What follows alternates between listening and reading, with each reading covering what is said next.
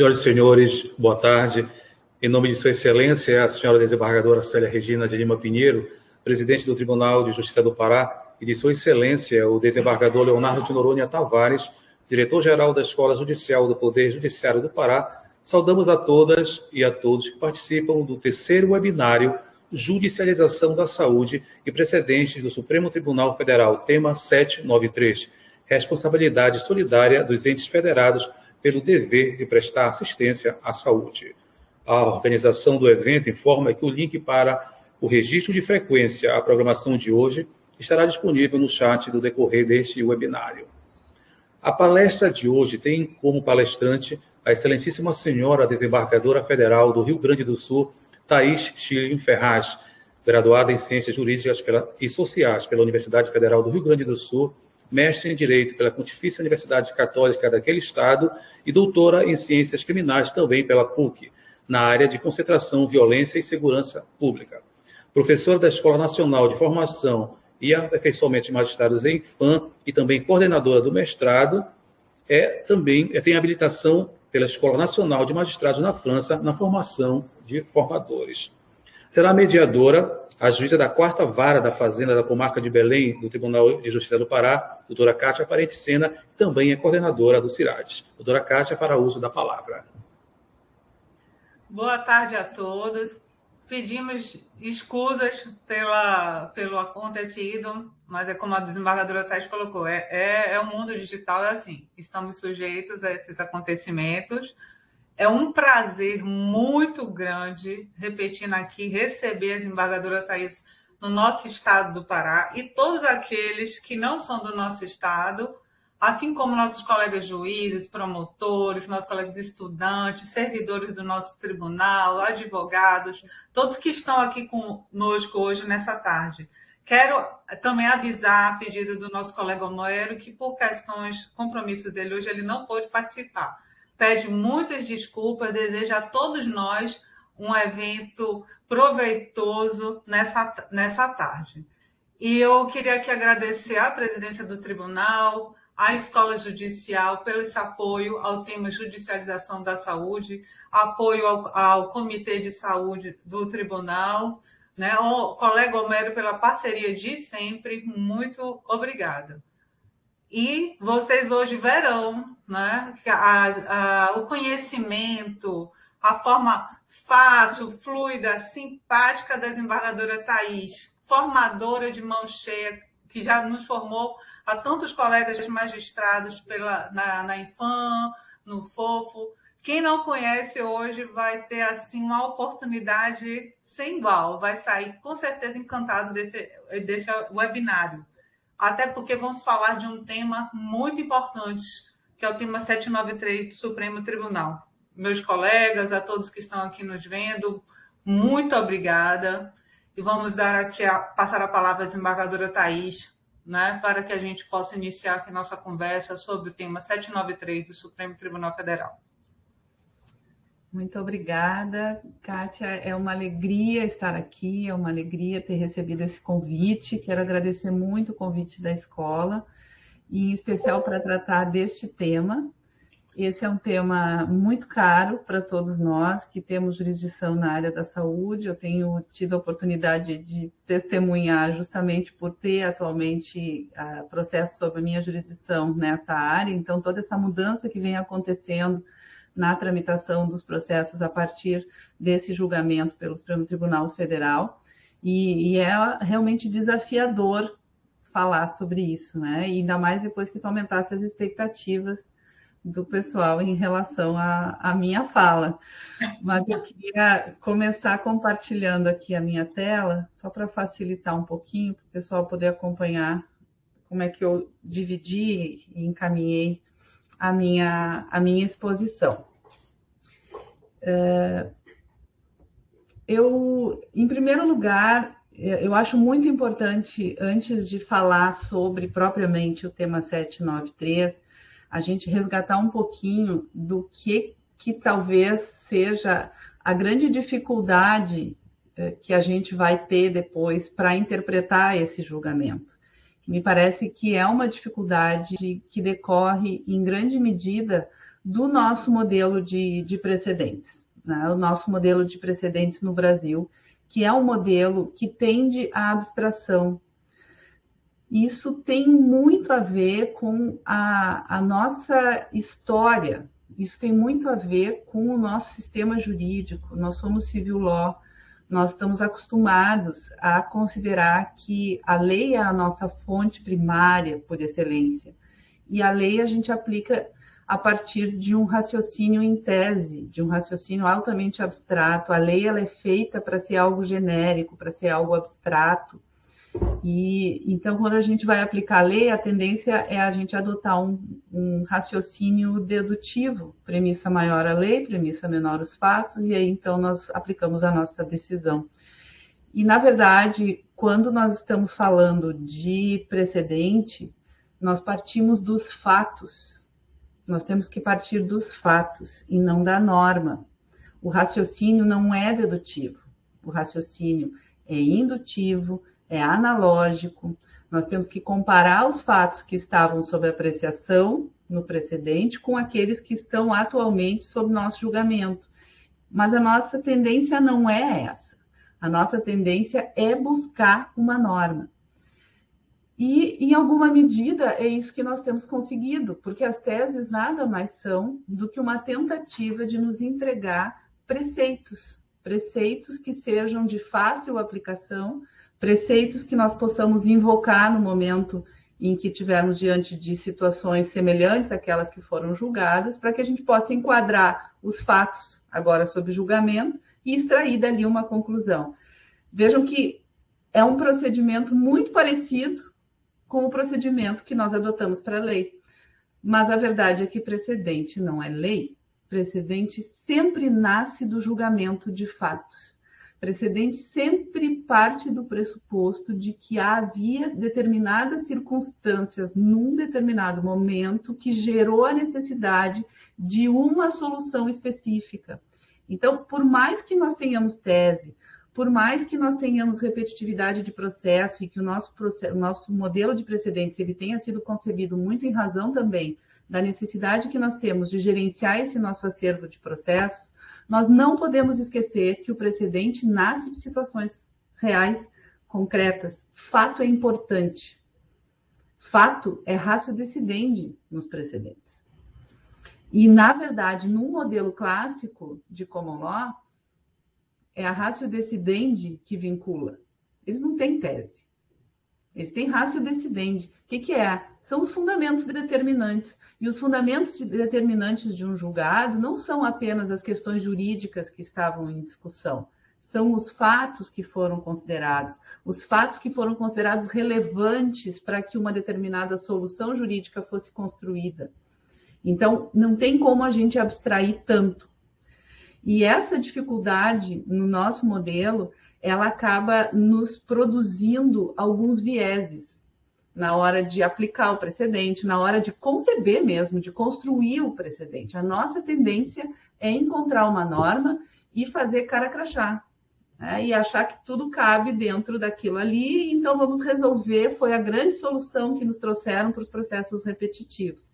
Eu tenho muita preocupação com isso, eu acho que nós não podíamos ter avançado dessa forma no modelo de precedentes, nessa tentativa de transformar todo precedente em tese. Nem todo precedente que um tribunal superior produz é apto a gerar uma decisão com tamanho grau de abstração, com tamanha aplicabilidade, como tem acontecido em vários casos.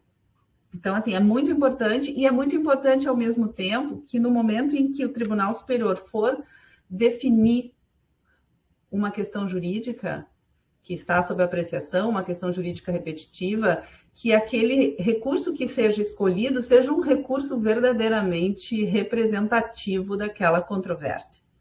E o que a gente percebe, às vezes, é que o recurso ele tinha um determinado limite em termos de controvérsia, e que até em função da forma como nós concebemos o julgamento do nosso modelo de precedente, em que nós fazemos a instrução daquele julgamento, em que acontecem as participações de amici curiae, acontece de o pessoal trazer memoriais, nós temos sustentações orais na hora do julgamento, vêm pessoas que não são especificamente relacionadas àquele processo, mas que podem intervir justamente porque a decisão depois tende a ter um efeito expansivo muito grande. Então, há uma acolhida de toda uma manifestação no sentido de qualificar aquele julgamento.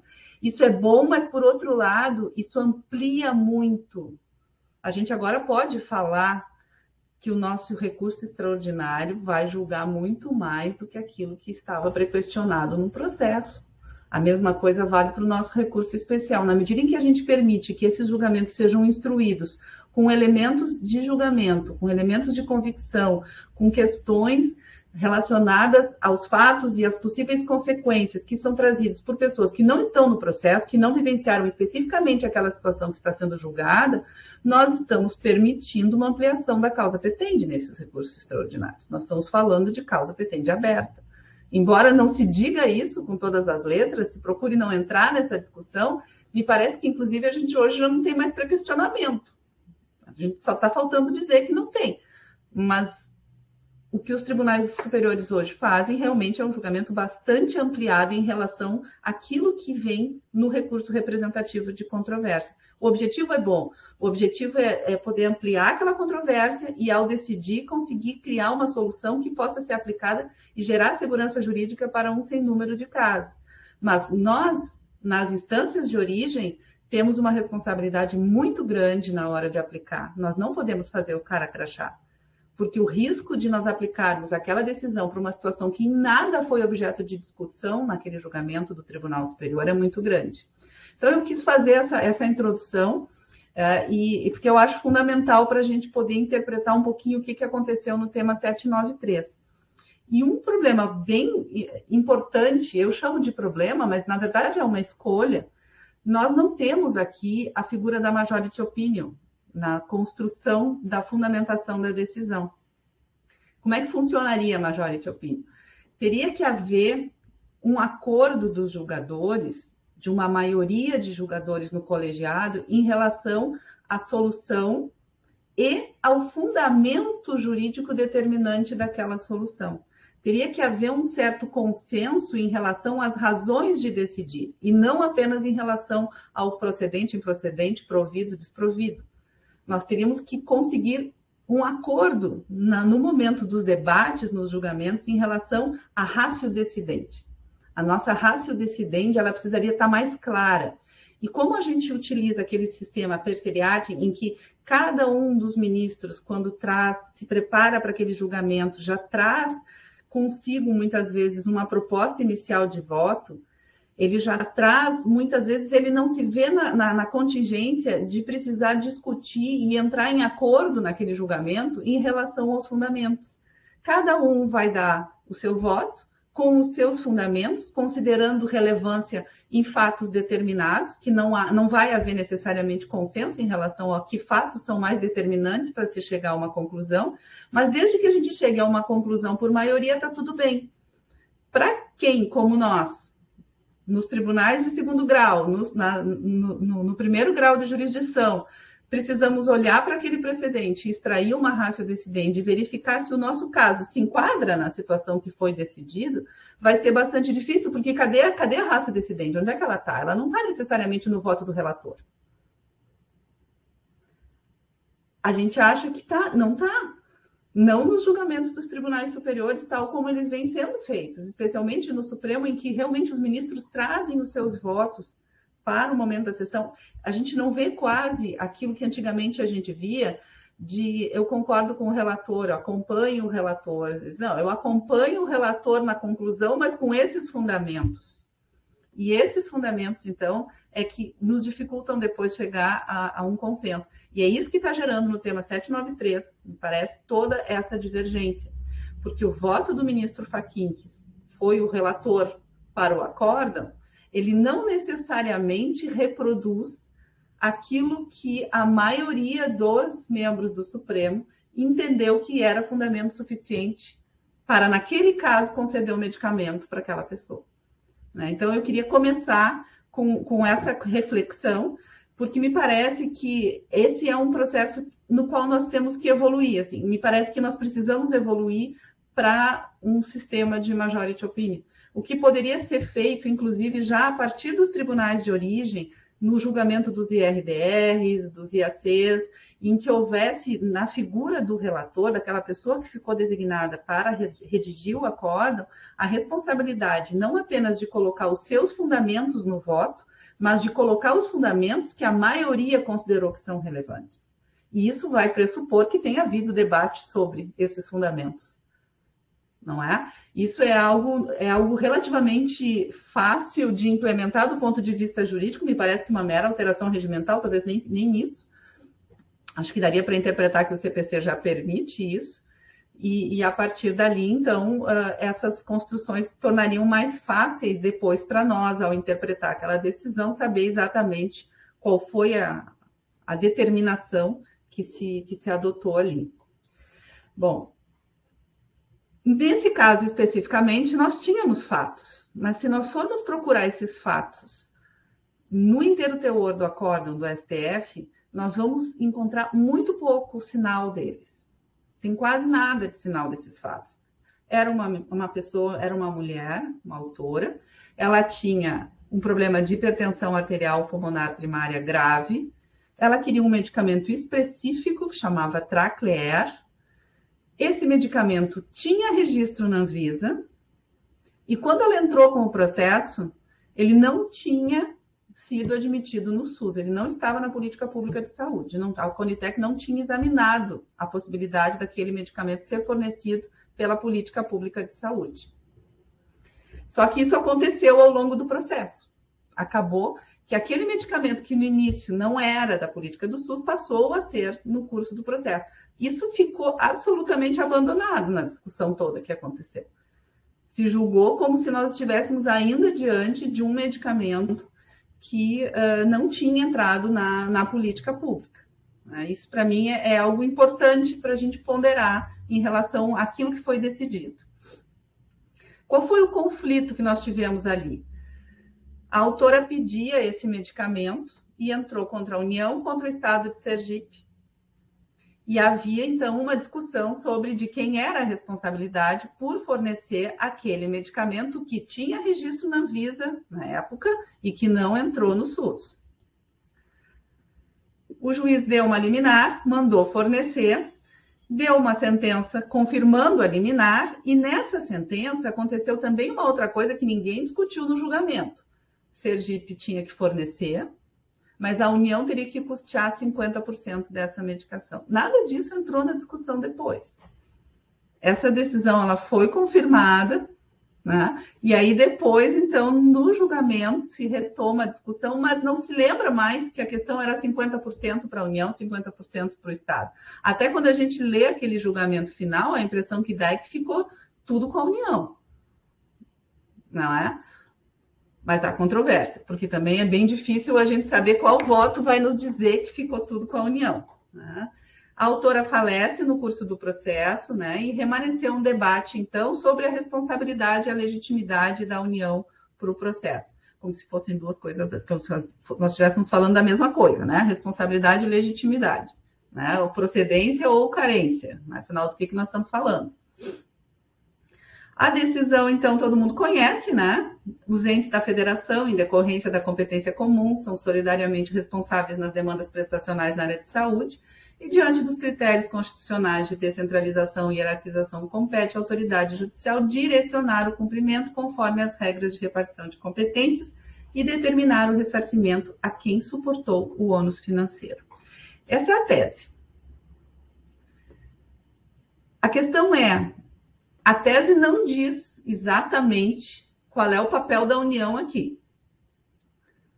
Diz que tem que direcionar o cumprimento. Ela é, inclusive, mais ampla, porque se a gente puder pegar ela como se fosse uma norma realmente genérica e abstrata, nós vamos poder extrair dessa tese não apenas as situações em que a União tem que compor o processo, porque ela é responsável por financiar o medicamento no SUS, mas também aquelas outras situações em que a responsabilidade está sobre o Estado. Por exemplo, a regulação de filas. Se a gente pegar essa tese de maneira bastante genérica, talvez ela tenha nos dito bem mais do que aquilo que o processo exigia que fosse resolvido ali, que era qual era o papel da União naquele processo. Se a União tinha que responder ou não por esse medicamento. E aí é interessante pensar que o voto do ministro Fachin, quando ele vem nos embargos de declaração, que tudo se resolve nos embargos de declaração, né? Só para deixar claro aqui, eu estou me referindo aos embargos de declaração. No voto dele, ele traz uma série de itens. Logo no início, antes até de começar a votar, ele apresenta como se fosse uma suma do voto dele. E aí tem vários itens, eu não vou ler todos para vocês, mas eu vou colocar um especificamente aqui, porque para mim ele vai nos dar o tom da nossa discussão, né? Que é aqui. Se o ente legalmente responsável pelo financiamento da obrigação principal não compuser o polo passivo da relação jurídico-processual, sua inclusão deverá ser levada a efeito pelo órgão julgador, ainda que isso signifique deslocamento de competência. E esse aqui é a cereja do bolo. Se a pretensão veicular pedido de tratamento, procedimento, material ou medicamento não incluído nas políticas públicas, vejam, nós não estávamos falando de tratamento, procedimento, material, nós estamos falando de um medicamento. Olha a tese, olha a abrangência da tese. Em todas as suas hipóteses, a União necessariamente comporá o polo passivo, considerando que o Ministério da Saúde detém competência para incorporação, exclusão, alteração de novos medicamentos, produtos, procedimentos, bem como construção ou alteração de protocolo clínico ou de diretriz terapêutica, de modo que recai sobre ela o dever de indicar o motivo da não padronização e, eventualmente, iniciar o procedimento de análise de inclusão. Vejam que isso aqui está no voto do ministro Fachin, está numa suma de voto do ministro Fachin. Mas a gente não encontra isso depois, no julgamento. Será que exatamente assim foi a decisão dos ministros? Porque quando a gente vai olhar os demais votos que acompanharam na solução o entendimento do ministro Fachin, isso não fica tão claro. Essa decisão de que a União tem que compor quando se tratar de medicamento não incorporado é algo que não ficou, para muitas pessoas até hoje não ficou claro.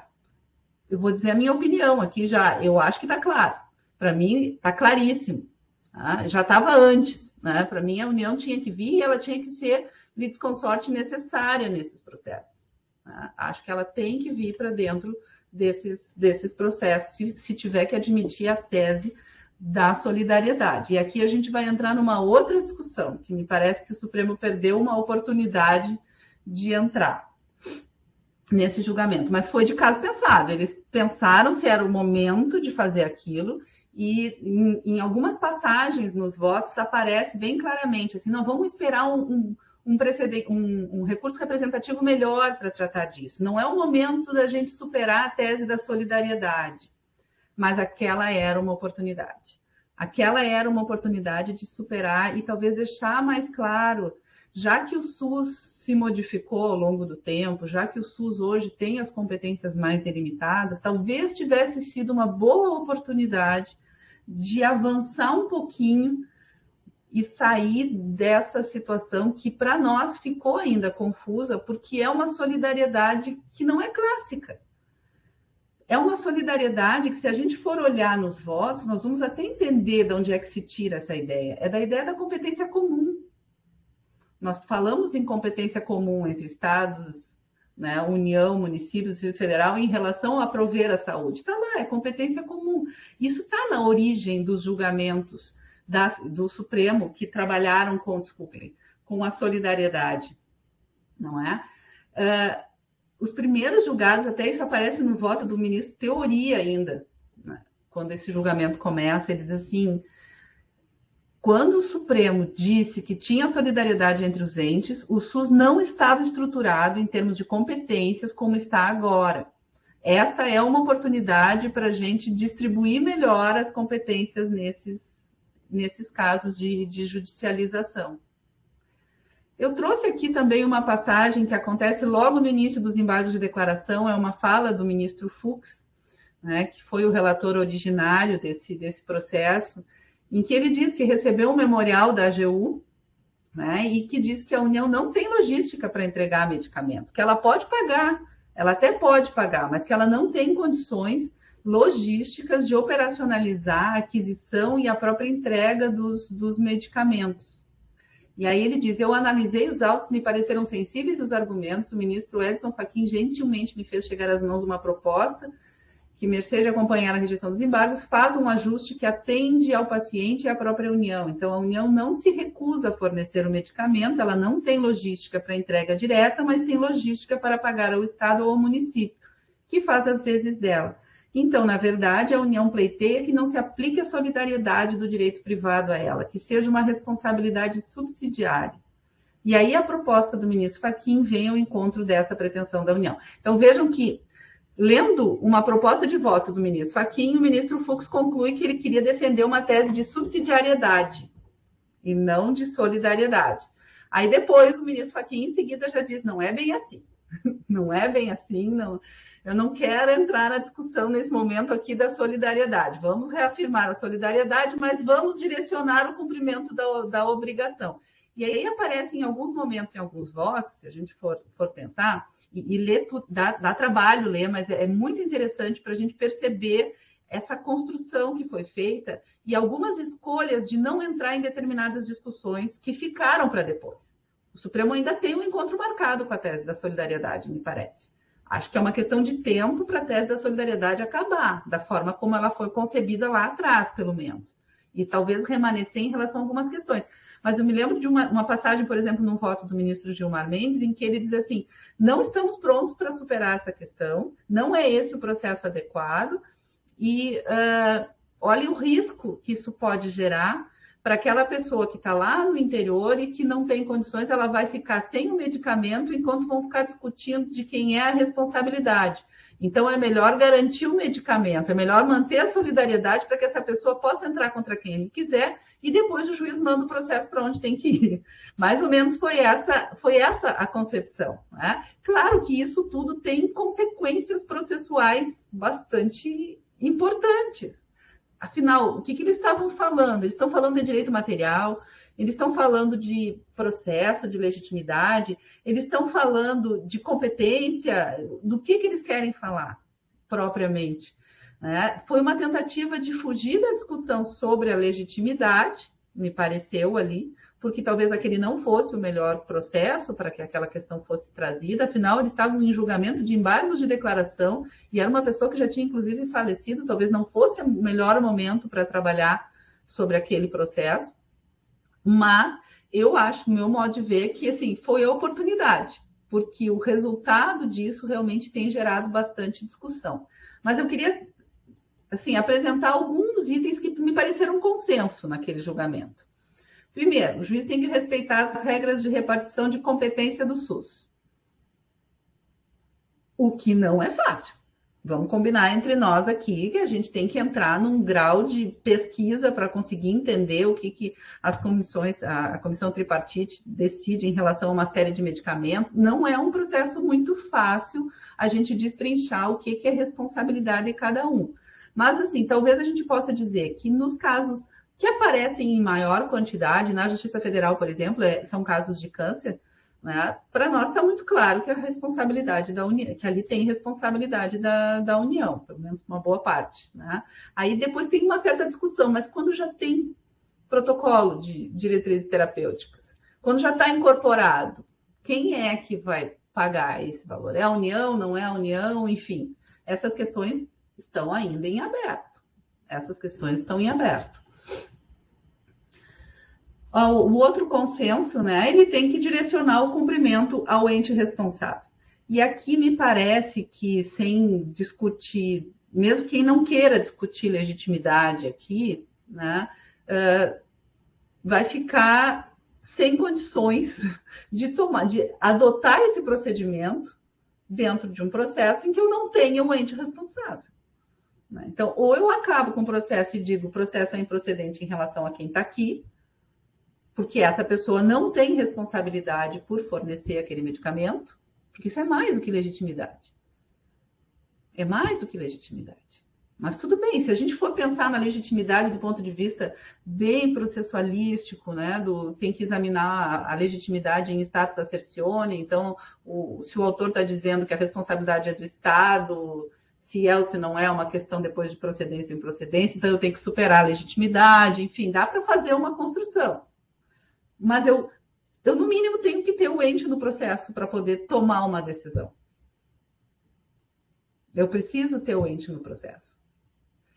Então, a gente ficou um pouco de mãos amarradas e, na prática, às vezes, o que tem acontecido é que se é um medicamento, se é um fornecimento de medicamento, principalmente quando não é doença rara, quando não é AME, quando não são medicamentos, às vezes, ainda não sequer incorporados, enfim, nem sequer aprovados pela Anvisa, mas medicamentos que, em tese, seriam de responsabilidade da União, quando o juiz estadual entende que é caso de urgência, que precisa conceder, muitas vezes dá a liminar e deixa para resolver a questão depois da legitimidade da procedência, né?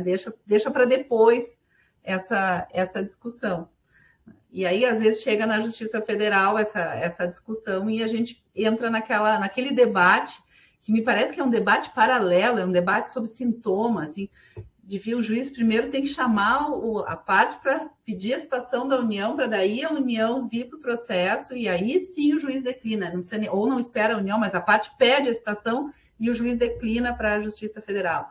Às vezes a gente fica lá discutindo em que momento o juiz estadual deveria estar mandando para o juiz federal esse processo. Se a gente for pensar do ponto de vista bem processual mesmo, o autor tem que pedir a citação, porque a gente ainda tem o princípio da demanda no processo civil brasileiro. Não dá para... o autor não vai demandar contra quem ele não queira. Aí as consequências, para alguns, são a improcedência, para outros são a ilegitimidade do Estado, quando não faz o pedido de citação da União, e para outros é simplesmente, eu vou mandar para a Justiça Federal, porque é lá que tem que decidir se a União não tem que estar aqui mesmo, enfim, o juiz federal que chame, se for o caso, e tem colegas na Justiça Federal que também entendem que é essa a solução, enfim, a gente está nesse imbróglio, que na verdade é um imbróglio sobre a fumaça desse julgamento. A questão toda é que a gente tinha que estar resolvendo a responsabilidade. Essa era a questão que me parece que nós tínhamos que estar discutindo, de quem é a responsabilidade. Já que a gente não está podendo ainda discutir qual é o nosso papel como magistrado no direito à saúde, que aí é outra discussão. Se nós tínhamos que estar dando pitaco nesse tipo de assunto. Mas vamos considerar que, nesse momento, não é essa a discussão. Não é? Nós temos, sim, uma demanda para dar tratamento, vamos ter que decidir se tem ou não tem que fornecer o medicamento, aí a questão é saber se traz a União agora, traz a União depois. Nos nossos agravos, no TRF4, nós temos decidido a necessidade de pedir ao autor que promova a citação, tem sido essa a interpretação, e se o autor não pede a citação, aí, no nosso entendimento, seria caso de extinguir por falta de legitimidade passiva. Não teria como julgar um processo sem que a União estivesse presente. E, normalmente, as partes não têm muita resistência, pelo menos nos casos que nós temos visto lá, em pedir a citação. Aqui, às vezes, o que acontece, acaba demorando, é que o processo vem parar na Justiça Federal antes desse procedimento prévio. Então, a parte ainda nem sabe que vai ter que litigar contra a União, mas o processo já trocou de competência. E aí, a gente tenta evitar devolver, é melhor intimar de uma vez o autor para que promova ali na Justiça Federal mesmo e resolva, não é? E se quer litigar ou não quer litigar contra a União. Algumas inferências que daria para tirar desse julgamento, né? Me parece, a União é responsável por medicamentos não incorporados, embora eu concordo, eu tenha que dizer que não é o que a gente extrai assim de forma clara de todos os votos que seguiram por um caminho, pelo caminho do fornecimento do medicamento. Me parece que sim, lendo o voto do ministro Fachin, me parece que sim, lendo alguns outros votos que não entraram tão propriamente nessa discussão, mas ao mesmo tempo também não disseram não para aquilo que o ministro Fachin estava dizendo no seu voto. Mas eu digo assim, é quase que uma necessidade de dar essa interpretação, porque a gente não tem majority opinion. Esse julgamento não tem majority opinion. Se nós formos pensar do ponto de vista do direito da common law, se eu não tenho ratio decidendi num julgamento, e para eu ter ratio decidendi eu tenho que ter uma maioria votando em cima de um fundamento determinante, eu não tenho precedente vinculante, para começar. Eu nem devia estar dizendo isso aqui, para a gente ficar discutindo sobre isso. Mas a verdade, na Common Law, por exemplo, por que até hoje a pena de morte chega na Suprema Corte dos Estados Unidos? Porque até hoje eles não conseguiram majority opinion em relação a este tema específico. Cada vez que chega, eles conseguem formar uma maioria num sentido ou no outro sentido, mas por fundamentos diferentes, coisa que é raríssimo acontecer no Common Law, mas que acontece. É bem mais raro, mas acontece. E no caso da pena de morte, é por essa razão que os precedentes, que os processos continuam chegando. Não está fechada a porta. Porque nós não temos uma ratio decidendi, nós não temos um precedente vinculante sobre pena de morte nos Estados Unidos. E aqui a gente está dando uma vinculação para um precedente que não tem ratio decidendi. Não tem uma ratio decidendi. Quando eu digo não tem ratio decidendi, eu quero dizer não tem um fundamento determinante que dê para dizer que tenha sido acolhido pela maioria dos julgadores. Me pareceu que, lendo boa parte dos votos, essa questão não ficou clara, que em todos os casos de medicamento não incorporado, a União teria que estar no processo. Aqui no Rio Grande do Sul, inclusive, tem vários juízes do Estado que não interpretam que a União tenha que estar nesses processos. Aqui a Justiça Estadual tem permanecido com os processos de medicamentos não incorporados. Uma boa parte dos colegas da Justiça Estadual tem ficado com os processos, porque interpreta de forma diferente, entende que o que o ministro Fachin colocou não foi apoiado por uma maioria, pela maioria que resolveu o recurso. Então, entende que não tem que mandar os processos para a Justiça Federal nos casos de medicamento não incorporado ao SUS. Né?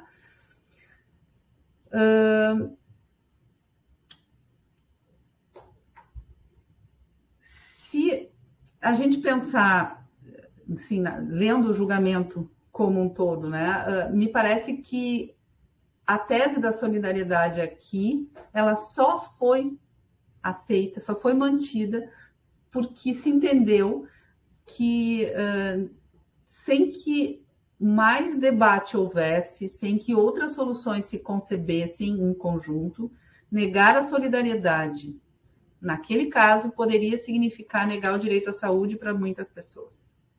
Então, assim, foi uma decisão que levou em consideração as consequências daquilo que poderia vir a acontecer caso eles resolvessem fechar mesmo a questão em relação à solidariedade e dizer assim, não, pelo menos em relação àquilo que está definido na comissão tripartite, aquilo que está estabelecido em termos de responsabilidade dos entes dentro do SUS, aquilo ali não tem mais solidariedade. Cada órgão responde pela sua parte.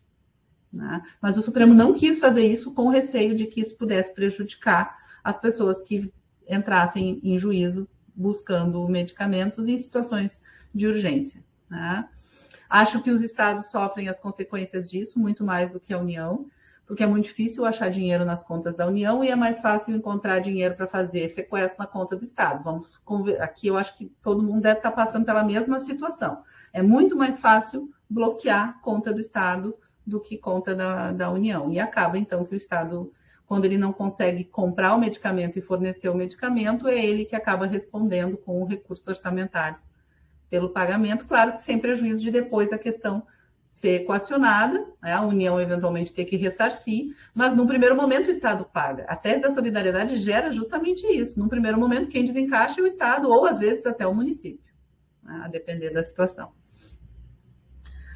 E aí, será que a tese se aplica a insumos e procedimentos? Eu li ali para vocês logo no início, quando o ministro Fachin faz uma suma do voto dele, a perspectiva é de que se aplique. Embora o processo, a gente não possa esquecer um processo em que o fato não era insumo, o fato não era procedimento, o fato era concessão de um medicamento específico, né? Um medicamento que tinha registro na Anvisa e que não era padronizado pelo SUS. Então, foi um pouco além, né? E aí tem algumas coisas que me parecem importante a gente considerar. Como é que ficou a questão da regulação das filas? Se a gente for dar uma abrangência grande para esse julgamento, se a gente for fazer aquilo que seria o natural no nosso modelo, que é olhar para a tese como uma norma. Afinal, tese é tese, né? É algo para se aplicar em tese. Então, a gente pensar, como ficou a questão da regulação das filas? Quem é que tem a responsabilidade por regular a fila de UTI? Dentro. Me parece que são os estados. Esse tipo de processo não teria que estar na Justiça Federal de forma nenhuma. Inclusive, a gente só atrapalha, meu modo de ver, se esse processo vai parar na Justiça Federal.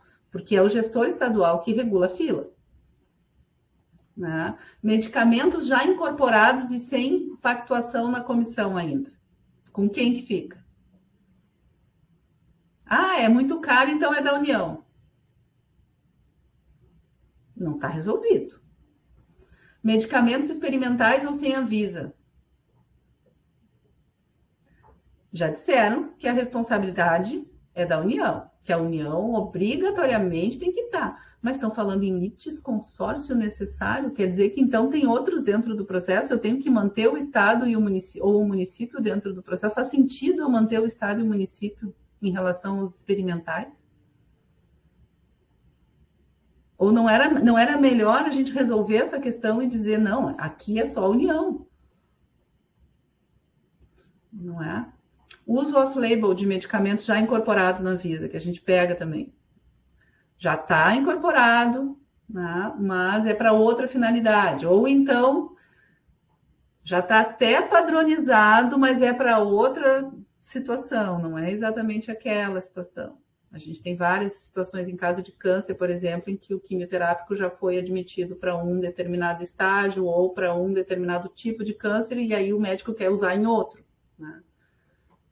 E aí, como é que fica? De quem é a responsabilidade nesse caso? Enfim, câncer, para mim, é sempre responsabilidade da União. Me parece que dá para extrair essa interpretação. Mas a gente não tem só os oncológicos, né? A gente tem N situações que se enquadram nessa hipótese aqui. Enfim, acho que o assunto não terminou. Eu acho que a gente tem um longo tempo ainda pela frente aí para pensar, né? Acho que o Supremo tem um encontro marcado com esse assunto, com a questão específica da solidariedade. Mas se eu tiver que dizer que alguma coisa, para mim, eu consigo extrair, assim, a União tem que responder nos casos de medicamento não incorporado. Essa interpretação eu tiro daquele julgamento, e não é nem porque eu encontrei uma majority opinion, assim, é porque, na verdade, me parece que é aquilo que vem, inclusive, sendo reafirmado em alguns julgados pelo Supremo mais recente, depois do precedente, reclamações, alguns agravos que chegam lá, especialmente reclamações, o Supremo tem reafirmado, né, e tem dito que a União tem que participar dos processos em que não há medicamento em que o medicamento não é padronizado. Bom, eu termino por aqui, já me alonguei demais, agradeço muito a oportunidade, né? Espero ter contribuído aí para algumas reflexões, embora como o pessoal aqui já é da área da saúde, uma boa parte já conhece o tema, talvez eu tenha chovido no molhado. Obrigada, Kátia. Obrigada a você, viu, Thaís? Porque realmente esse é um tema para os magistrados, todos nós, né, operadores do direito, assim, e trabalhamos com essas ações de saúde, é o nosso dia a dia e é o nosso dilema, não é, Sara?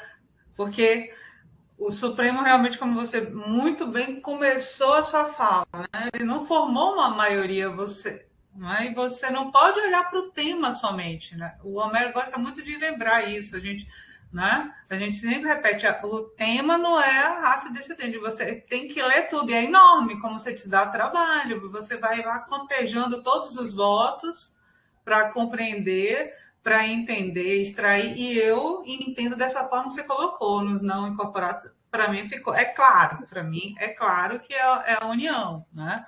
Eu, assim, alguns colegas meus já sabem, a gente como magistrado, atuando nessa área, eu recebo os processos novos, eu faço esse cotejo, eu chamo, digo para a parte, olha, você vai incluir ou não a união? Né? Eu não posso direcionar nada para ninguém que eu não processe. Hoje mesmo eu estava conversando, né, no nosso gabinete lá, um processo que não era para quem acabou cumprindo a liminar, não era para quem vai ser direcionado na sentença, mas e quem teria que ser direcionado na sentença no participou do processo, a gente não pode. Né? Então, eu decidi, assim, porque é preciso ter uma segurança jurídica, os jurisdicionados precisam, né, ver como a gente atua de uma forma racional, lógica. Eu não vou poder, a gente não pode, não sei se você concorda comigo, de estar agindo de um jeito ou de outro, né? Não pode ficar fazendo teste, né? Como aquela expressão, o shopping né? O shopping aí da medicina, né? O shopping da saúde, que você vai para um lado para o outro, né? A parte escolhe, eu vou contra a União, eu vou contra o Estado, mas nós temos que fazer todo esse raciocínio. Então, assim, eu particularmente, a minha posição é de que eu chamo a parte para dizer que quer ou não quer, né? Se ela vai incluir ou não a União. E ela incluindo, enfim, aí antes outras decisões que já em reclamação e tudo, eu declino. Eu acho que eu só posso declinar se eu chamar a parte para dizer se ela quer incluir a União ou não, né? E caso ela não inclua, eu vou um pouco eu supero um pouco de dizer que eu vou indeferir inicial, porque ele não incluiu. Eu vou, supero e julgo a improcedência, porque para mim não cumpriu ali a raça decidente do tema 793. Isso é uma visão que eu tenho, né? Tem decisões minhas que já estão assim no tribunal, a gente vai, né, deve em breve saber, mas acho que a pessoa que litiga, que vai até a nossa unidade, ela acaba entendendo, compreendendo, pode não concordar, enfim, recorrer, porque é necessário dar essa segurança. Eu não quero também, sabe, desembargadora Thaís, brigar com o juiz federal, né? Porque, assim, você manda o processo volta, né? Antes, quando não se tinha esse procedimento, mandava o processo e ele já, olha, a União não tem interesse, voltava para a gente. E aí a parte não pode ficar também com um processo em ioiô. Eu acho que se tem uma coisa que nós não podemos provocar é esse tipo de coisa. Nós temos que entrar em acordo entre nós, né? Por isso que eu acho tão importante, Kátia, eventos como esse, em que a gente possa conversar, porque assim, o papel também dos próprios centros de inteligência na busca, às vezes, até de provocar uma reafetação desse tema perante o Supremo, ou às vezes até em relação ao STJ, para tornar mais claro algum aspecto do julgamento, porque nós não podemos fazer com que questões paralelas como essa sejam um impeditivo, muitas vezes, para que o problema seja resolvido, não é? Exatamente. E quantas vezes a gente vê acontecer do processo ter um conflito de competência, o processo fica parado, fica anos parado, porque os juízes estão brigando para saber quem é que tem que ficar com o processo. O ideal é chegar num acordo de uma vez e já conversei sobre isso com alguns colegas da Justiça Federal. Isso para nós foi uma decisão bem pesada, assim, nós levamos um susto, né? Na 4ª região nós temos uma quantidade muito grande de processos de judicialização no âmbito dos estados, então a expectativa de receber esses processos, ela gerou uma apreensão bastante grande, mas a verdade é que nós vamos ter que administrar isso. O que nós não podemos fazer é ficar pipocando com o processo de um lado para o outro, né? Exatamente. Eu acho que isso me preocupa muito. Eu vi acontecendo de início na minha unidade. Eu passei 2 anos, né, fora, e assim eu vi que isso estava em exercício na atividade. Eu vi que isso aconteceu um pouco, né? Mas a gente não se preocupou muito. Então a gente e os juízes assim que em Belém a gente conversou também, assim como você fala, né? No Comitê de Saúde do Estado, a gente tem conversado muito com o doutor Cláudio, né, que é juiz federal. Cláudio, a gente está até pensando em fazer uma jornada de conciliação em processos de saúde juntos, né? Vamos ver se é possível, para que a gente não fique nisso, porque a gente vai discutir, mas tem aquela parte que está esperando algo que não é aquele, né? Ela quer saber se tem direito, se não tem direito, E acho importante trazer, Kátia, assim, a União, os estados, os municípios para essa discussão também, para que a questão da legitimidade não seja um problema nos processos, né? Exatamente. Você tem algumas perguntas práticas, mas me diga, eu entendo que é necessário que tivesse alguma discussão ainda nesse tema, né? Algum esclarecimento, alguma questão de ordem. Eu vejo como necessário que fique mais específico o que eles decidiram. Se o voto do ministro Fachin, de fato, foi o voto que concentrou a ratio decidendi daquele julgamento. Nós podemos encontrar a ratio decidendi naquele voto, né? Ou se não há ainda um consenso dos demais ministros que votaram no mesmo sentido em relação ao resultado, quanto à necessidade da União participar desses processos, né, de medicamentos não incorporados. Eu acho que talvez as questões elas precisem chegar mais delimitadas para julgamento nos tribunais superiores. E talvez eles não precisassem se preocupar em dar decisões tão abrangentes, tentar resolver tanta coisa num processo só. A coisa poderia chegar por partes. Então, quer dizer, chegou um caso de regulação de fila, chegou um caso de concessão de medicamento oncológico, chegou um caso de... Ali seria muito importante, porque ali vai se construindo, na verdade, a ratio decidendi.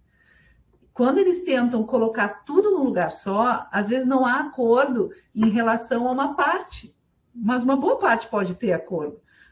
Então, o ideal é realmente, me parece, talvez, não tentar levar o caso como um todo para os tribunais superiores, não tentar resolver de uma vez só a questão, né? Levando aos pouquinhos, assim, afetando temas, né? Vamos levar agora um caso de medicamento off-label, vamos levar um caso agora de, né, para saber em que medida. Agora, eu estava mais preocupada com isso em dezembro do ano passado do que eu estou agora. Porque de lá para cá, e isso faz parte do modelo de precedente, quando a gente aplica precedente, a nossa responsabilidade não é só ler o precedente, é ler o que aconteceu de lá para cá. Sim, sim. E o Supremo está reafirmando, né? Várias decisões monocráticas, o Supremo está interpretando a sua própria decisão. Então, me parece que o problema da União dever estar nos processos em que não tem medicamento padronizado, me parece que já está relativamente encaminhado, né? O que a gente poderia discutir, e aí sim eu acho que a questão tem que chegar especificamente, é do ponto de vista processual. Assim, o que a gente pode tirar o Estado? Sim. Deixar o Estado aqui pagando honorários, tendo que fazer defesa, né? Faz sentido eu manter o Estado e o município nesse processo? Eu acho que são essas questões que ainda estão merecendo, né? E isso vai fazer, me parece, com que eles rediscutam a questão da solidariedade. Eu acho que é o principal. Manter a União e o Estado e o município, né, para acarinhar um pouco, né, a parte, assim, se alguém vai me atender, mas tem um custo também, né? Tem custo, e hoje assim, a gente tem acesso, né? Hoje, pelo processo eletrônico, é possível acessar a Justiça Federal. Antigamente era muito mais difícil, né? Mas hoje em dia tem um acesso maior. Então, me parece que não faz muito sentido, não, a gente manter Estado e município nos processos em que a União tem que responder. Porque para nós, juízes, é fácil, de certa forma. Para nós é fácil, porque tem dinheiro. Eu digo isso como juíza federal, tem dinheiro na conta do Estado, não tem na conta da União. Enquanto a gente não tirar o Estado do processo, a União vai continuar agindo dessa forma, não é? E é bem difícil, é difícil administrar isso, né? Porque de certa forma, a União também tem razão quando se insurge, porque a decisão ela não ficou suficientemente fechadinha, não é? Então, assim, ainda restou espaço para debater o tamanho da responsabilidade da União nesses processos, enfim. Não é que a gente não queira que eles discutam, mas seria muito bom se eles entrassem num acordo também. Isso né? Com certeza. A Gisele Mapurunga, desculpe, Gisele, ela pergunta: gostaria de questionar como proceder quando se pleiteia mais de um tipo de medicamento na mesma ação, incorporados e não incorporados? Olha, a gente já teve casos assim. Teoricamente, eu tenho 2 pedidos contra réus diferentes, né? Se eu afastar a tese da solidariedade, eu teria 2 pedidos contra réus diferentes, eu teria que ter 2 processos. Agora, enquanto a gente aplicar a tese da solidariedade, me parece que o processo vai para a União e a União vai ter que julgar os 2 aí, né? O Justiça Federal vai ter que julgar sobre os 2. Mas acontece ainda. Acontece. Ela coloca também que alguns anos atrás, recordo que houve uma discussão no Conselho Nacional de Saúde sobre um PL que pretendia restringir o fornecimento de medicamentos apenas para os que fossem, né, os que fizessem parte do cadastro do SUS. Mas na votação em plenário, a maioria deliberou que deveria ser fornecido todo e qualquer medicamento, até mesmo em estudos. Isso aí? Ela falou que foi um PL, ela não... um PL. Um PL. Esse é aquele problema de sempre, né, Thaís? A falta que os gestores públicos sempre falam com a gente em reuniões, o uso das portas erradas, não é? Alguém que nem está no sistema e vem lá a decisão judicial, não é? Essa é uma não, aí nós vamos entrar naquela discussão do nosso papel, né? Eu acho que esse é o principal ponto para a gente debater, até onde vai nossa responsabilidade e a própria oportunidade da nossa intervenção nesses casos, porque eu acredito que nós estimulamos a judicialização na medida em que a gente aceita tão facilmente essa competência para resolver essas questões. O problema é que a gente vê que faltam portas, não é? Isso. Faltam portas. E o judiciário está sempre com as portas abertas. Então, acaba que a população pula etapas e o juiz aceita e é fácil, de certa forma, aceitar e é muito difícil negar, né? Essa é uma reflexão que a gente tem que fazer. É muito difícil. Eu sempre falo que eu tive várias fases da irresponsabilidade, falo isso tranquilamente, ou seja, aquela, né, que dava tudo para todo mundo. Aí eu fui evoluindo, né, na teoria da responsabilidade para hoje ter essa visão de que alguém foi, né, pediu um exame, entrou com um pedido para fazer um exame, para ver um médico no SUS, e aí o médico passa um remédio que ele precisa tomar. Fez toda, né, aquele trabalho de estar dentro do sistema. Aí vem uma ação judicial e dá um remédio para alguém que nem estava no sistema, né? A gente precisa sempre pensar muito nisso, como você falou, né, desse nosso papel. Eu acho que o nosso papel ele se ampliou muito e a gente acaba meio que dando essa como a única alternativa para as pessoas, né? E, na verdade, o sistema pode funcionar. Quando a gente olha para os exemplos internacionais, a gente vê que existem escolhas, mesmo sistemas que têm saúde pública, como no nosso caso, né? Existe uma escolha. Existe um espaço de discricionariedade para o órgão público poder definir as prioridades em termos de aplicação dos recursos da saúde. E no momento em que a gente admite a possibilidade de conceder, não é? A gente interfere nessa questão, isso não há dúvida nenhuma. Por outro lado, a nossa Constituição ela é muito ampla, ela ampliou bastante a ideia, né, do direito à saúde. A gente tem bastante discussão sobre o que significa a universalidade do direito à saúde. Então, a gente fica no meio dessa discussão, enquanto isso tem gente morrendo, né, tem gente pedindo. É bem complicado, é bem difícil estabelecer até onde vai o nosso limite, né, na concessão de medicamentos. Eu acho que a única coisa que nos protege, em alguma medida, é a medicina baseada em evidências. Né? Acho que foi um grande ganho que nós tivemos. E aí eu tenho uma questão só, Kátia, que até eu deixo para reflexão, porque eu não tenho uma solução. Mas me parece que uma coisa é a medicina baseada em evidências. E essa me parece que nós temos que considerar sempre, muito. Outra coisa é a questão da análise de custo-benefício. Custo-efetividade. Né? Essa é uma discussão que eu acho que nós temos que fazer, no sentido de avaliar qual é exatamente o tamanho da nossa missão em relação a isso.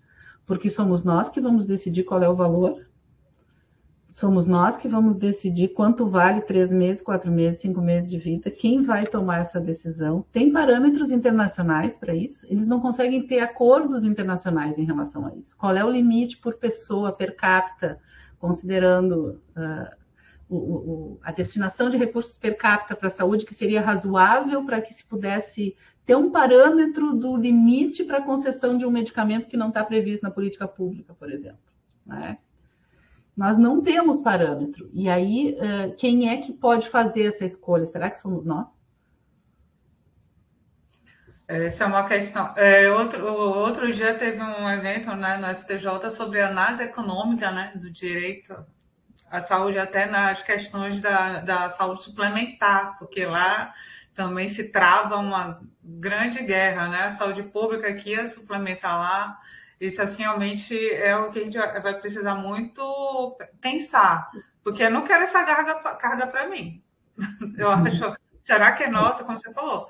Essa é outra carga, porque a gente fica angustiado de não, a gente precisa trabalhar naquilo que a pessoa tem o direito, que o sistema tem que dar, e aí a gente está discutindo, às vezes, aquilo que não está no sistema, para poder dizer que se pode ou não pode, mas tem a pessoa que quer o leito, né?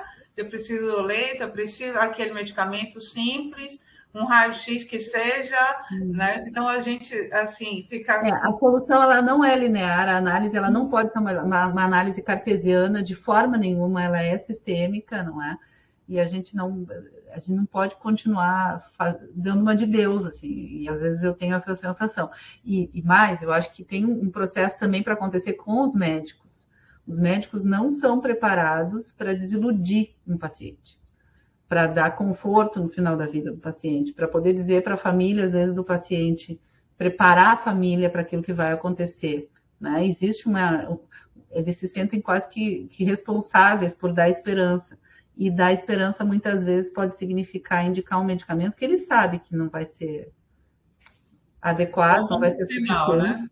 Mas, enfim, eu acho que a gente não é preparado para lidar com a morte, não é? Nós, sem dúvida nenhuma, no judiciário não somos, mas os médicos precisam ser. Os médicos precisam ser. Eu acho que isso também poderia ser um processo importante, assim, de debate, que teria que ser feito em nível de mudar até a formação, nesse sentido. Realmente, é muito importante. A Janete de Carvalho Ferreira está perguntando: todos os entes federativos serão envolvidos, mesmo a ação tramitando na esfera federal, né? A Janete, aquilo que você pergunta, nossa, por que precisa, né? Eu acho que não devia, não é? Mas me parece que, por enquanto, o que o Supremo nos disse é que tem solidariedade. Eu não teria que tirar do processo, eu teria apenas que direcionar o cumprimento. O que me parece que realmente precisa ser modificado com o tempo, porque isso significa, para a própria defesa desses órgãos, um ônus muito grande, né, de estar atuando numa área que já não seria responsabilidade sua. Isso tem um ônus para a defesa, além de um ônus, eu digo para a defesa, para as procuradorias, e além de um ônus para o próprio Estado, que acaba sendo muitas vezes chamado a participar do processo, porque acontece aquilo que o ministro Fux fala no início do voto ali, que eu até mostrei, em que ele diz assim, a União diz que não tem logística para isso. E eu acredito. Isso deveria ser algo que o sistema devia prever, uma solução para isso. Que não fosse necessariamente eu ter que integrar o Estado no processo. Não necessariamente eu preciso integrar o Estado no processo para que exista no sistema um ajuste logístico para que o dinheiro saia da União e a entrega seja feita pelo Estado. Já existe para uma série de medicamentos, não é? Talvez a gente pudesse evoluir nesse sentido aí, porque eu realmente acho, meu modo de ver determinadas questões. Agora, com essa solução que o Supremo deu, me parece que não fazem sentido, né? Porque como é que eu vou dizer no processo, olha, Estado, né? No meu caso, olha, Estado, você vai e depois procura a União, né? Um processo, eu vou judicializar e rejudicializar, né?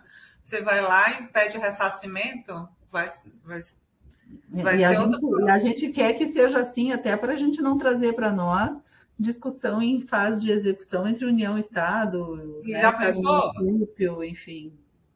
Né? Aí a Janete, ela traz assim, outra questão importante, a famosa quebra de patente ou licenciamento compulsório de medicamentos imprescindíveis, como Efavirenz para HIV, que foi quebrada a patente, ou os medicamentos para vacinas e pandemias, por exemplo. A Janete, todos estão intrinsecamente ligados, né? A Ana Júlia de Mello pergunta: no caso do processo na Justiça Estadual, já em grau de recurso, é aconselhável anular a sentença e declinar a competência? Deixa eu falar um pouquinho da quebra de patente. Eu acho que é sempre uma faca de dois gumes a quebra de patente, né? Porque o que a gente precisa no Brasil é estimular a pesquisa. Nós temos que fazer pesquisa, nós precisamos desenvolver novas tecnologias, nós temos que investir em pesquisa em favor da nossa saúde. No momento em que se trabalha sistematicamente com quebra de patente, na verdade a gente está dando um sinal, né, para quem está investindo em pesquisa, que é quem depois vai se ressarcir do seu investimento quando aquele medicamento entrar no mercado e puder ser comercializado. Não faça porque não vale a pena. O Estado depois vai pegar e vai quebrar a patente. Né? Então, acho que essas escolhas elas têm que ser feitas em situações muito específicas. Nesse caso do HIV, com certeza, absolutamente justificável, e há outras situações em que se justificará. Mas realmente não pode ser uma solução permanente, não é? Qual é a outra pergunta? Desculpa. A Júlia Gimela, ela perguntou, no caso de processo na Justiça Estadual, já em grau de recurso, é aconselhável anular a sentença e declinar a competência? Eu vou responder pelo fim. Assim, acho que hoje, com o novo CPC, a gente não precisa mais anular nada. Né? Não tem mais aquela regra que diz que os atos decisórios serão nulos quando se decretar a competência. Eu achei isso muito interessante. As decisões elas são mantidas válidas até que chegue no juiz competente, e aí o juiz competente vai decidir se vai só ratificar ou se vai dar uma outra decisão. Então, eu acho que o CPC meio que resolve esse problema hoje. A gente não perde necessariamente tudo que aconteceu no processo. Eu tenho visto acontecer vários casos em que simplesmente se segue adiante, ratifica aquilo que aconteceu até aquele momento e segue adiante, não é? Então, me parece que não precisaria necessariamente, mas teria que mandar, sem dúvida, para avaliação do órgão competente. O Carlos Geraldo está falando, em Minas Gerais, em muitos casos, que parte iniciou o processo contra apenas o município e o Estado, pleiteando medicamentos autorizados pela Anvisa, o juiz estadual incluiu de ofício a União e remeteu para a Justiça Federal. A União manifesta que não tem interesse, o juiz federal exclui a União e devolve para a JE. Tem agravos mantendo na Justiça Federal. Um imbróglio. Esses pontos precisam ser definidos nesse encontro marcado? Eu acho que... Legal receber a pergunta do Carlos Geraldo, amigo querido. Eu acho que essa é uma solução que talvez nós pudéssemos já estar dando. Acho que não precisa o Supremo fazer, não é? Acho que a gente já tem várias súmulas dizendo assim, quem tem que examinar o interesse do ente federal é a União Federal, né? Então, sem que a União esteja sinalizada no processo, não tem como, me parece, o juiz estadual decidir sobre a obrigatoriedade da União estar no processo. Então, me parece que, na verdade, o que tem que ser feito é intimar a parte para que a parte requeira e aí depois remeter o processo para a Justiça Federal. Agora, e lá na Justiça Federal, o juiz vai examinar se é caso ou não é caso da União participar do processo. Não precisa nem ter citado antes da Justiça Estadual, não precisa citar, basta que a parte tenha requerido, né, a intervenção da União. O que eu vejo que está acontecendo é que, às vezes, esse procedimento não tem acontecido, e aí o juiz estadual simplesmente identifica que a hipótese é do tema 793 e remete o processo para a Justiça Federal. Né? E sem incluir a União e, enfim, sem pedir para a parte pedir a citação. Chegando na Justiça Federal, se a gente for aplicar a Bíblia, que é o CPC, a gente vai devolver para o Estado, dizendo, primeiro a União tem que aparecer de alguma forma aqui, aí depois tu manda para eu examinar. Né? Tem juiz que só devolve. No nosso tribunal, assim, as decisões que eu acompanhei da minha turma e de outras turmas que eu já vi, nós não temos feito isso, assim, nós temos preferido regularizar, né? Assim, intima de uma vez a parte, já que o processo já está aqui na Justiça Federal, intima a parte de uma vez, né? E essa é a decisão no agravo já, né? Porque o juiz mandou o processo e alguém agravou, né? O juiz federal devolveu o processo e alguém agravou. E aí, no agravo, já teve alguns casos, assim, que se disse, não, agora o processo já está na Justiça Federal, é melhor intimar de uma vez o autor para saber se ele quer a União. Se o autor disser que não quer a União, bom, aí devolve, enfim, faz o que tiver que fazer. Mas se o autor disser que quer a União, já resolve, está superada a questão. E normalmente é isso que acontece.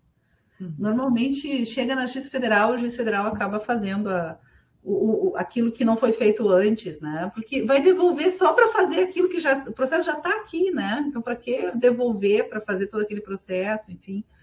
O ideal seria que, na verdade, a remessa ela só acontecesse a partir do momento em que a União, de alguma maneira, tivesse que ser integrada ao processo, ou porque a parte pediu, né? Ou porque já houve a própria citação, enfim, ou porque a União veio, enfim, mas não simplesmente porque está enquadrado no tema sem que tenha havido pedido de citação, né, do processo. Isso seria o certo, seria assim, processualmente falando.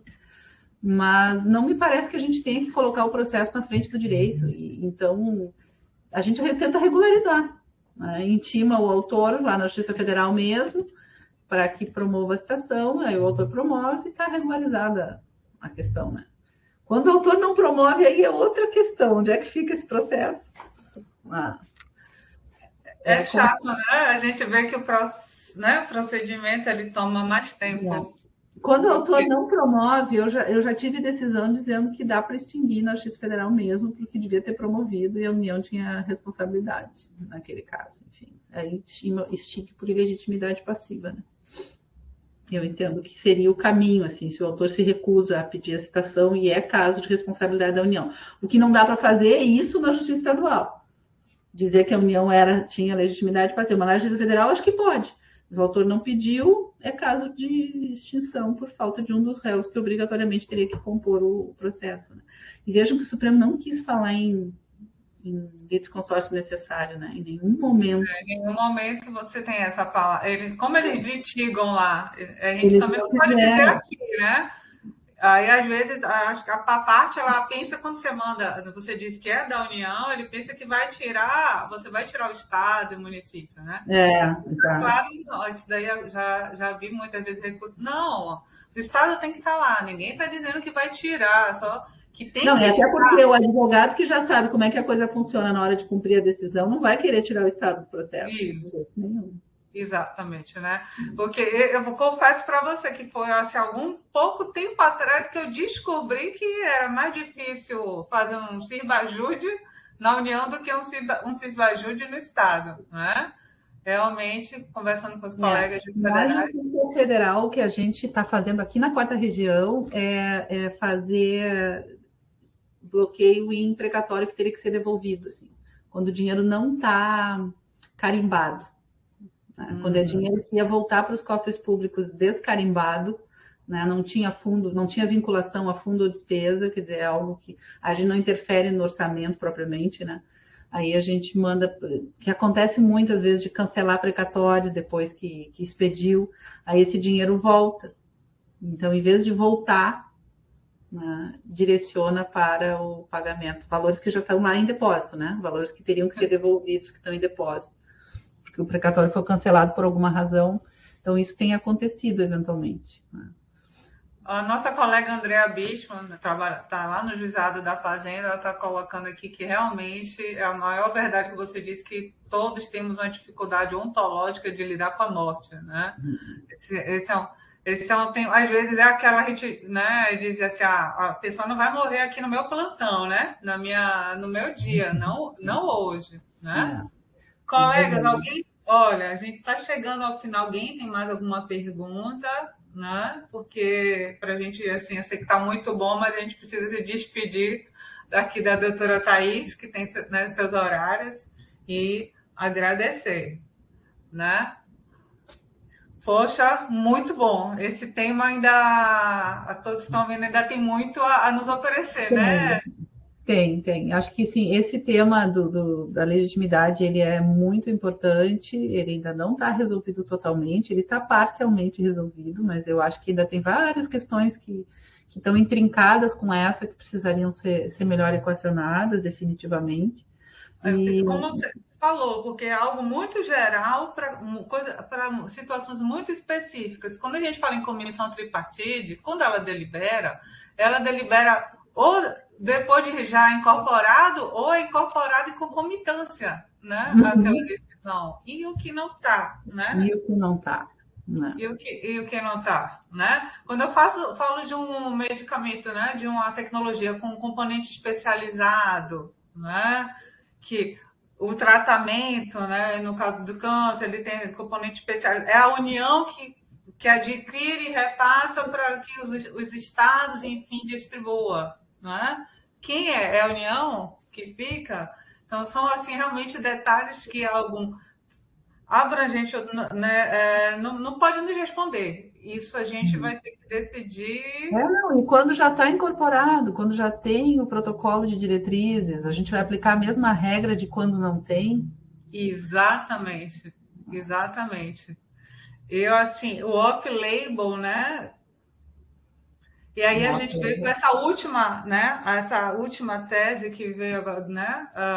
Quando a gente achava, não está registrado na Anvisa, que ótimo, ok. Aí de repente, papá, surpresa. Não, mas olha, se foi autorizado a entrada no país, e aí lá foi o Estado de São Paulo ser condenado. Tá? Aí nós temos o subtema do tema, né? Lá a gente estava bem com 500 e de repente nós não ficamos tão bem mais com o tema 500, né? O tema 500 foi revisitado.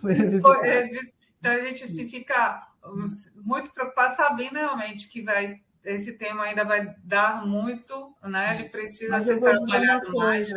Kátia, eu acho que talvez tudo isso aconteça porque a gente não está olhando para o problema principal. A gente está aqui tentando administrar os sintomas. Isso tudo é sintoma de um problema maior. Nós não devíamos estar julgando essas questões. Não com a abrangência que a gente julga. Nós não devíamos ter essa jurisdição, né? Assim, o que nós fazemos aqui, dificilmente a gente vai encontrar paralelo em qualquer país no mundo. Isso tem que ter uma explicação, assim, a gente tem que parar para refletir por que tem que ser assim, dessa forma. Que outros caminhos nós teríamos para resolver essa questão? Por que nós precisamos tanto judicializar esses processos? E em que medida nós, magistrados, ao dar andamento e da forma como nós temos dado para esses processos, nós estamos retroalimentando o problema. Até na questão da possibilidade, às vezes, de negociação de preço de medicamentos, no momento que a gente está concedendo medicamento para doença rara, em valores altíssimos, e isso acontece, a gente tem. Né? Eu mesma concedi já medicamento para AME, já tive situações. A gente está dizendo para o Estado, para a União, enfim, para a União nesse caso, né? Assim, olha, tá aqui, tem que pagar esse valor todo, porque se é uma doença rara e o judiciário está concedendo, qual o interesse da farmacêutica de negociar com o Estado uma condição melhor? É verdade. Desse medicamento entrar na política pública. Então, a gente às vezes não se dá conta, por isso que é tão importante trabalhar com a análise econômica do direito junto, né? A gente não se dá conta que a gente pode estar prejudicando a saúde. A gente olhar a Lindby lá, ela fala, né, da gente sobre o gestor, né? Nós nos damos conta, nós já sabemos disso, mas a gente não achou ainda um caminho alternativo. Essa que é a questão. Vale muitas reflexões e muitos webinários, hein? Contamos com você. Olha, a Camila está dando parabéns, a Janete, excelente exposição. A Mauricele também, muito obrigada pela maravilhosa palestra. A colega Nilda Mara, parabéns, quero bis. E assim, muitos elogios. Nós tivemos aqui 112 pessoas participando, né, com a gente. Maceió, Rio de Janeiro, Itumbiara, Porto Alegre, Teresina, Manaus, Queimados, Recife, Brasília, Aracaju, Caçapava, São Paulo, Capelinha, Aracaju, Curitiba, Belo Horizonte, Fortaleza, Porto Velho, Salvador, olha aí minha terrinha, né? Que legal. Todos aí prestigiaram. Olha, eu vou dizer que eu mais lancei perguntas do que soluções aqui. Não, é verdade, mas acho que é isso que é a dinâmica, né, que o verdadeiro diálogo proporciona, né? A dialética da gente conversar, chegar a algumas conclusões, mas ficar com novas perguntas, exatamente. Trabalhar essas novas perguntas, estudar, pensar, né? Olha, Jane Claire aqui também está, né, aqui dizendo palestra maravilhosa. Aí o Fábio aqui já está levantando o tema 500. Fábio, foi semana passada, mas é uma boa perspectiva a sua aí. Então, olha, desembargadora Thais, eu quero mais uma vez agradecer pela sua participação. Eu que agradeço. Por você estar aqui conosco nesse dia. Nossa, agradecer a todas as pessoas que estão aqui participando assim ativamente conosco. Assim, a gente fica muito feliz de ver as pessoas falando, olhando a Júlia, tá dizendo, fica um gostinho de quero mais, né? É quando a gente vê todas essas ideias e pensamentos que a desembargadora Thaís já trouxe para a gente, o Fábio já, né, falando, poxa, mas no 500 acho que a Anvisa tinha que participar, né? Então, isso assim demonstra o sucesso, porque a gente tá conversando, tá pensando, tá estudando, né? Aprofundando o conhecimento e se apoderando mais da questão de saúde, especialmente nós do Poder Judiciário, da gente pensar na análise econômica do direito, o consequencialismo, né, das nossas decisões não é uma palavra, não é errado, a gente precisa pensar nisso, a gente entender como é o orçamento, olhar o orçamento e ir lá, né?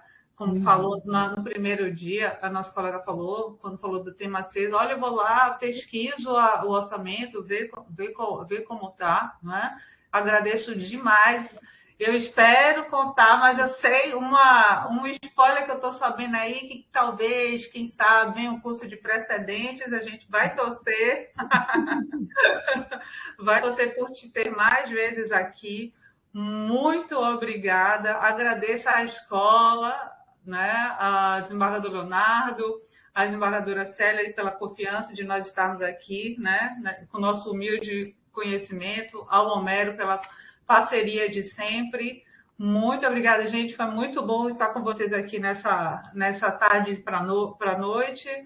E estou lá na Quarta Vara de Fazenda. Para quem quiser, estamos lá à disposição para a gente conversar, né, sobre saúde, viu, embargadora? Estamos lá. Muito obrigada. Muito obrigada, foi uma alegria. É sempre um prazer poder interagir contigo, Kátia, e é sempre um prazer poder estar um pouquinho dentro de Belém, né? Espero que a próxima vez seja presencial, que a gente esteja já vivendo, né, uma outra etapa. Obrigada pela acolhida e agradeço também as perguntas, as participações, que foram extremamente ricas e me permitiram também fazer novas reflexões aqui. Obrigada. Olha, a doutora Mahira aqui, por último, nossa procuradora do Estado aqui, nosso colega Rendel, né, dizendo, perfeito, doutora Thaís, não deveríamos ter tanta judicialização. É muita gente comentando, viu? Querendo que você volte ao Estado do Pará novamente. Walter, em nome da presidência do Tribunal de Justiça do Pará, nós agradecemos a participação de todas e de todos e damos por encerrada a programação de hoje. A todos uma boa noite.